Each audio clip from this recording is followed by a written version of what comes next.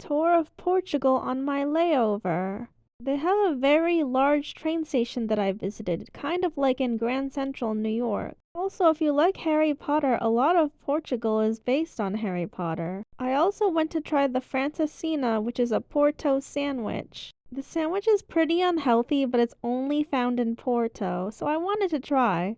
I also stopped by a really nice outdoors mall in Porto. Unfortunately, it was raining. But anyway, nearby is a bookstore that J.K. Rowling was inspired by for Harry Potter as well. Right by that is a university where all the students wear cloaks like in Harry Potter. And right next to it is a fountain that inspired Gryffindor. By the way, J.K. Rowling is English, but she used to live in Porto. I feel like Porto is a really great place if you like Harry Potter, honestly, because there's so much inspiration that J.K. Rowling drew from it. Also, back then, Portugal separated gender in the church, and I visited one of these churches.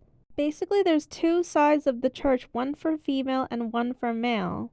But don't worry, this is not the case anymore. They realized this was wrong because now men and women go to church together these days. But honestly, that was interesting to me. I had never seen that before, and I visit a lot of churches because churches tend to be free whenever you travel, so I've been to so many of them. Another thing is that the religious figures used to live inside of the house, so we got to see their living quarters. But the first room that I went to, I didn't fully understand. It was a small corridor. I'm not sure if people confess their sins here or something. It's not clear. Please drop a comment if you know. But anyways, I was pretty surprised by how big this place was. It does make more sense since the religious figures actually did live here, but I'd never seen anything like it.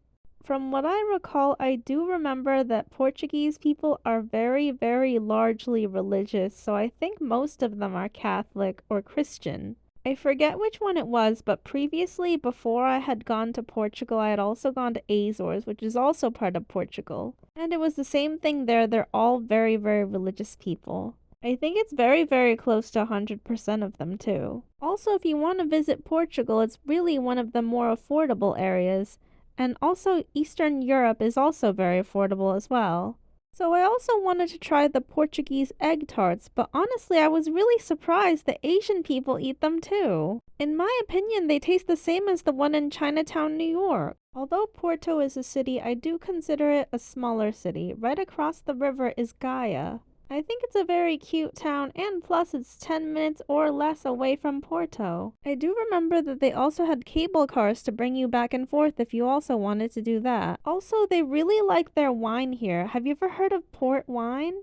I'm actually not a wine drinker, but I have had port wine cheese, which is very delicious. Also, another cute and amusing store that I went to is this sardine shop. Portuguese people really like to eat sardines, and I was shocked because when I got back, I actually saw this store in Times Square. I'm not much of a sardines person, but the one in New York City is just as fun looking. Also, this next place looks like a bookstore, but it's not. It's more like a cafe. It's so beautiful, though. Probably one of the most grand cafes I've been to, and there's a guy playing the piano on the second floor.